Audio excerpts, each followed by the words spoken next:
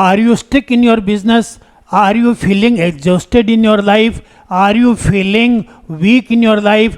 Or you have defeated on every aspect, every realm of your life, in every field you feel yourself failed. Then what is the reason? How to make up? This the process to make you stronger, make you not weak but strong, not exhausted but with patience. This process is known as healing. Okay, when you are feeling negatively emotional or you are feeling very weak, then there is a process of exhaustion. Okay, the process of disintegration, the process of deterioration in your body. Okay, now you would like to reverse the process, then this process is known as healing. Okay, healing makes you positive, your emotions will become positive. Healing in the respect of the funds raising or the financial implications, you will be wealthy if you have got healing. Okay, you will be stronger as far as your body is concerned if you are healed. Okay, you will have better relations if you are healed. Okay, you will have prestigious position in the society if you are healed. It means healing is very important. Okay, healing is important in every aspect of your life. Okay, either you are a businessman or a jobber or an employee or a team member or in military or in any other field, healing is always better and greater and suitable weapon for you. Okay, so what is the healing? Now we understand healing is a positive transmission in your body. Okay, then how the healing is performed? Okay, who can heal you? Healing means उपचार करना, किस तरह से आपका उपचार किया जाए.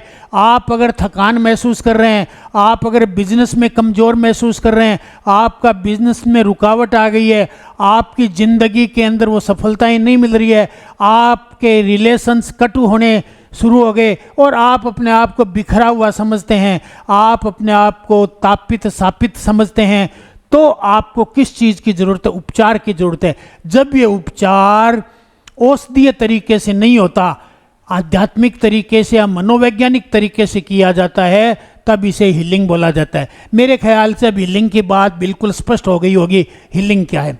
Healing मुख्यतः आपके 9 एनर्जी पॉइंट्स है. आपके शरीर में 9 एनर्जी पॉइंट्स हैं, 9 चक्र हैं. उन चक्रों को जगाने की क्रिया है, उन चक्रों को सशक्त बनाने की क्रिया है, उन लोग चक्रों को संतुलित बनाने की क्रिया है और उनको सिनर्जिस्टिकली विकसित करने की क्रिया है. Okay, now healing is I think crystal clear. Okay, अब हीलिंग कौन कर सकता है?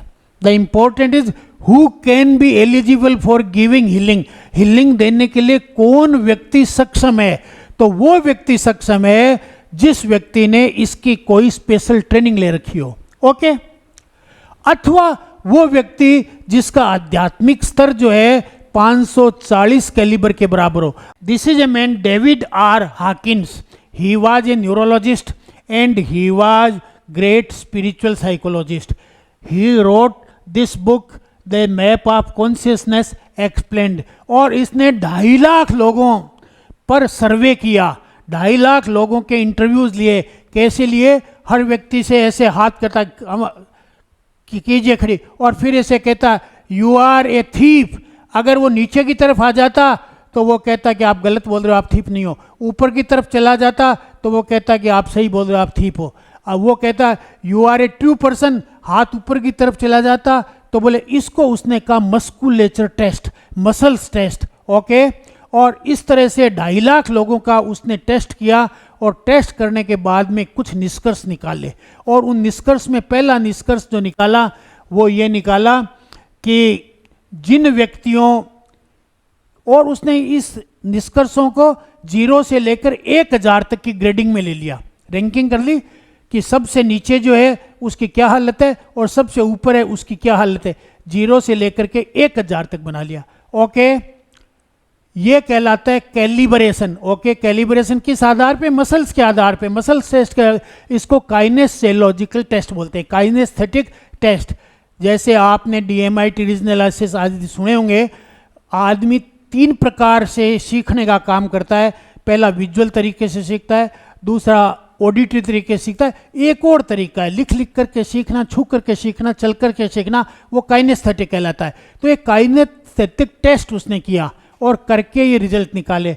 उसका जो टेस्ट था, उस टेस्ट में उसने 2 भागों में बांट दिया कि वो लोग जिनका कैलिबर मेरी दृष्टि में, मेरे हिसाब से 0 से लेकर के 175 तक आता है, हेलो 175 तक, वो लोग दुर्बल हैं, वो लोग गरीब हैं, उनकी मानसिकता मरी हुई है, वो जिंदगी में कुछ नहीं कर सकते, वो समाज पर बोझ है। ओके, तो उसने कहा कि जो सबसे कम है उसका 20 कैलिबर है। 20 से कैलिबर से नीचे वाला वो कहता है वो तो पशु है, उसकी मैं क्या गिनती करूं, वो तो पशु है ना।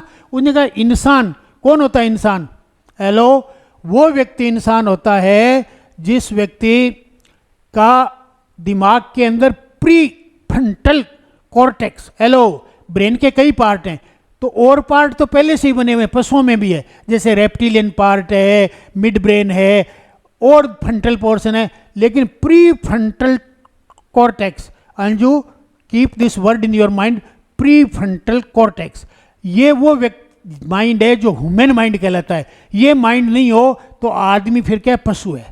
और ये नई इवोल्यूशन से ये नया माइंड विकसित हुआ, इसलिए ह्यूमन कहा जाता है। ठीक है, अगर कोई ह्यूमन है तो उसमें प्री फ्रंटल कॉर्टेक्स मिलेगा, और ये प्री फ्रंटल कॉर्टेक्स 20 से चालू होता है। उसने कहा 20 कैलिबर से चालू होता है।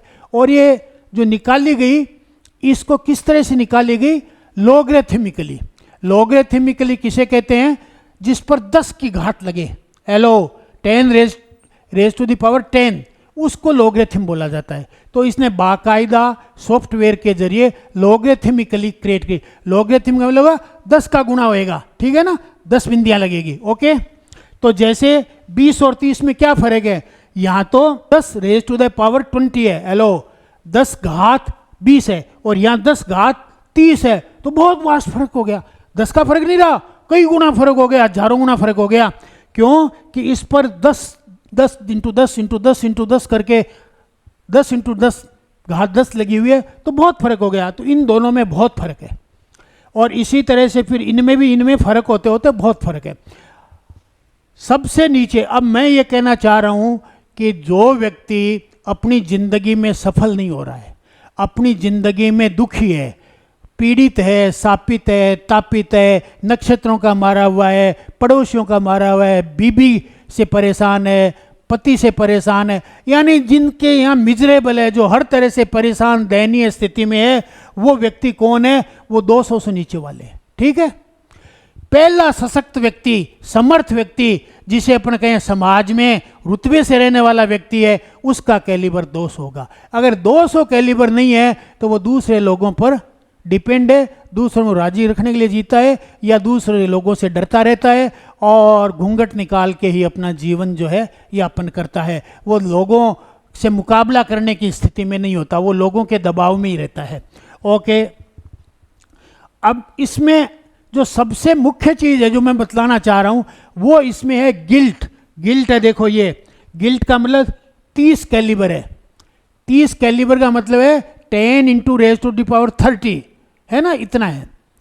तो ये जिसका है वो व्यक्ति अपराध बोध से ग्रसित रहता है, और वो व्यक्ति दूसरे लोगों को अपनी असफलता के लिए, अपनी बीमारियों के लिए, अपनी दुविधाओं के लिए दोष देता रहता है। ठीक है, तो ऐसा व्यक्ति जो गिल्ट है वो ब्लेम भी करता रहता है। ऐसा व्यक्ति सदैव क्या मिलेगा? हेलो, ऐसा व्यक्ति आपको क्रोनिक डिजीज से पीड़ित मिलेगा, जैसे डायबिटीज, जैसे हार्ट प्रॉब्लम, जैसे कैंसर प्रॉब्लम, न्यूरोलॉजिकल प्रॉब्लम, और any other type of serious problem. तो ये गिल्ट वाला, अगर उसकी आप गिल्ट हटा दो, हेलो, तो वो बिल्कुल ठीक हो जाएगा। ओके, गिल्ट हटा दीजिए, बिल्कुल ठीक हो जाएगा। अब ये गिल्ट कौन हटा दे? ये हटा सकता है वो व्यक्ति जो हीलिंग करना जानता है, जिसमें हीलिंग करने की क्षमता है। तो हीलर 2 हो गए, एक तो वो जिसने सीख रखी है टेक्निकें कहीं से, वो भी करता है, उसके भी काम है।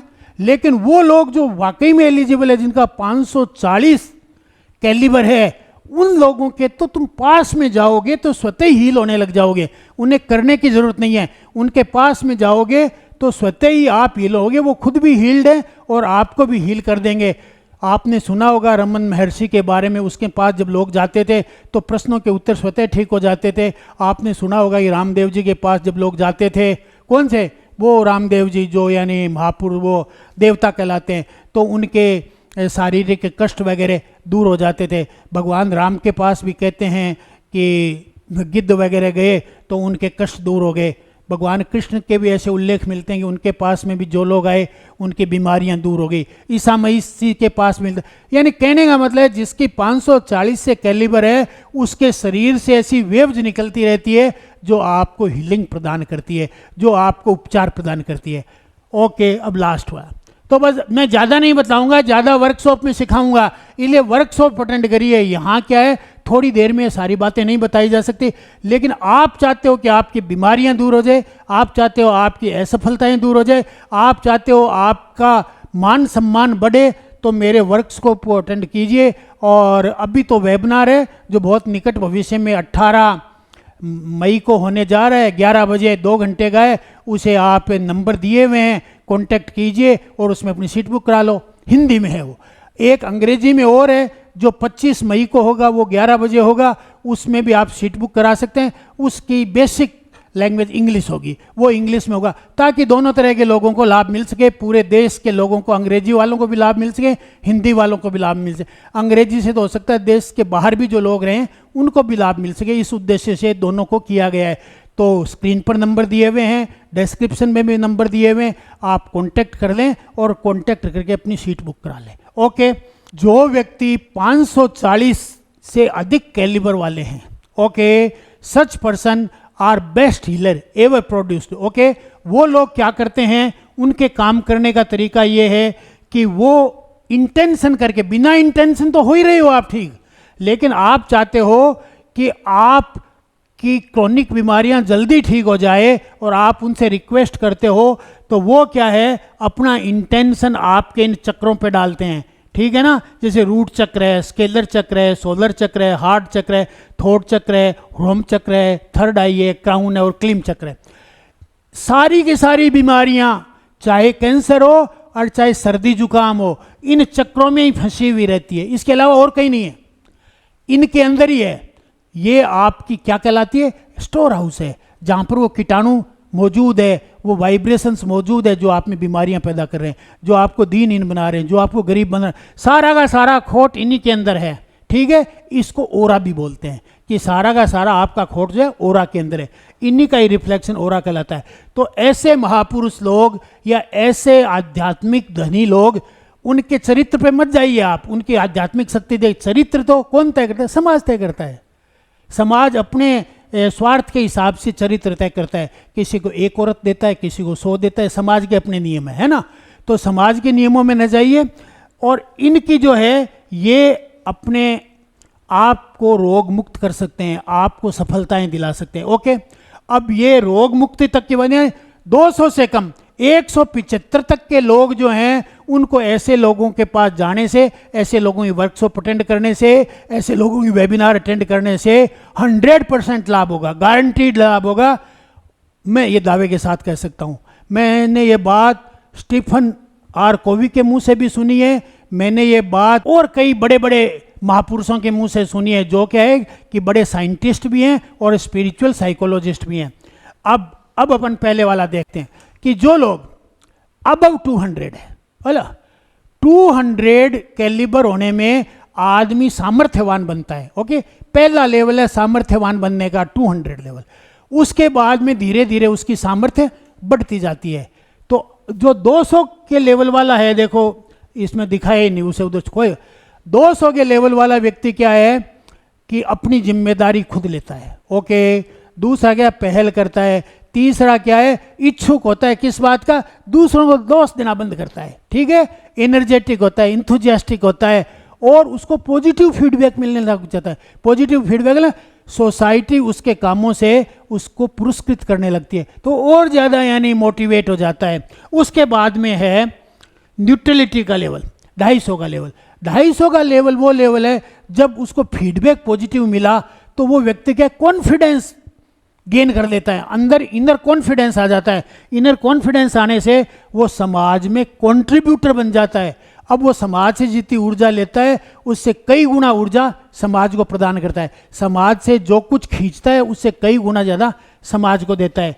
और ये 310 कैलिबर वाला तो व्यक्ति बहुत बड़ा हो जाता है, ये तो कमिटमेंट आ जाता है, ये फिर समाज के लिए काम करता है, ये अपना नहीं है, ये कहता है समाज को ज़्यादा से ज़्यादा दे डालूं, मुझे तो देना ही है। और 310 के लेवल में ये क्षमता आ जाती है कि जो 200 से नीचे के लेवल वाले हैं ना, उनके 1 लाख लोगों को ये अपनी ताकत से, अपनी रूहानी ताकत से, अपनी आध्यात्मिक ताकत से उनको 200 से ऊपर ला सकता है। ठीक है, इसलिए 310 वाला इंपॉर्टेंट है।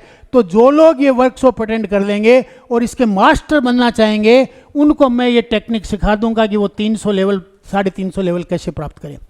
इसके बाद में 400 लेवल का, ये इंपॉर्टेंट लेवल है इसलिए बता रहा हूँ। 410 इंटू 400, 10 घात 400, ये वो लोग हैं जो समाज में बड़े लोग हैं, प्रबुद्ध वर्ग है, जो नोबेल प्राइज लेते हैं, जो साइंटिस्ट हैं, जो बहुत बड़े इंजीनियर हैं, बहुत बड़े यानी समाज सेवक हैं, वो लोग हैं। ओके, अब अपन एक और लेवल लेंगे इसके बाद 540। 540 वो लेवल है जो किसी भी व्यक्ति को इंटेंशन के जरिए बीमार को बीमारी से मुक्त कर सकता है, गरीब को गरीबी से मुक्त कर सकता है और दुखों से मुक्त कर सकता है। ऐसे व्यक्ति अगर कोई वर्कशॉप लेते हो तो आप उनका वर्कशॉप अवश्य अटेंड कीजिए। और मैं जो है ये आपको भी तो वेबिनार 18 तारीख को ले रहा हूँ हिंदी में, उसे अटेंड कीजिए, फिर 25 तारीख को अंग्रेजी में उसे अटेंड कीजिए। बाद में मैं वर्कशॉप लूँगा, उनमें ये चीज़ें सिखाऊंगा, तो आप उनको अटेंड कर सकते हो। अब मैं एक छोटी सी बात कहूँगा, वो ये कि जिन लोगों का 600 हो जाता है या 700 हो जाता है, ये बड़े लोग हैं। ये लोग क्या है, ये दूसरे लोगों को आशीर्वाद प्रदान करने का ही काम करते हैं। इनका काम जो है, ये किसी टीम के चेयरमैन नहीं होते, ये किसी कंपनी के चेयरमैन नहीं होते। अगर चेयरमैन हैं तो लोग कह रहे हैं, बाकी वो अपने आप को चेयरमैन नहीं समझते। वो क्या समझते हैं, वो ये समझते हैं कि डिवाइन कृपा, डिवाइन ग्रेस आ रही है, हम उसको शोषित कर रहे हैं, रिसीव कर रहे हैं और बदले में पूरी ह्यूमैनिटी को, पूरी मानव जाति को प्रेषित कर रहे हैं। बस वो अपने आप को यही मानते हैं। वो कहते हैं वी आर बीइंग। बीइंग का मतलब जो कृपा आ रही है उसको हम ग्रहण करते हैं, ग्रहणशील हैं, और बाद में हम ये पूरी मानव जाति को प्रेषित करते हैं। बस उनकी यही डेफिनेशन है, और कोई डेफिनेशन नहीं है। अब वो न तो किसी कंपनी के चेयरमैन है, न लोग कहने के लिए उन्हें कहते रहते हैं चेयरमैन है, लोग कहने के लिए कहते रहते हैं कि ये हीलर है, लोग कहने के लिए कुछ अच्छे अच्छे शब्दों का प्रयोग करते हैं, उनको सम्मानित करते हैं, लेकिन वो अंदर ही अंदर जानते हैं कि उनकी हैसियत इससे अधिक नहीं है। वो सिर्फ कृपा को ग्रहण करते हैं और कृपा को देते हैं। बस इतना सा ही उनका व्यक्तित्व अब बचा है। बाकी वो सार्वजनिक लोगों का, सब लोगों के लोकार्थ काम में लगे रहते हैं। ओके, धन्यवाद। मैं एक बार पुनः आपको याद दिलाना चाहूँगा कि 18 तारीख को वेबिनार अटेंड करना नहीं भूलें, अन्यथा तो आपके जीवन में बहुत बड़ी कमी रह जाएगी। 25 तारीख का भी अटेंड करें। और हमारी अंजलि मैम जो यहाँ मौजूद है, हेमा मैम मौजूद है, अंजू मैम मौजूद है, इनको फिर एक बार धन्यवाद देता हूँ कि उनकी उपस्थिति मेरे लिए गरिमा में है। आपको एक बार पुनः कहता हूँ कि नंबर दिए हुए हैं, अंजलि मैम से संपर्क कर लें और करके अपनी सीट बुक करा लें। धन्यवाद।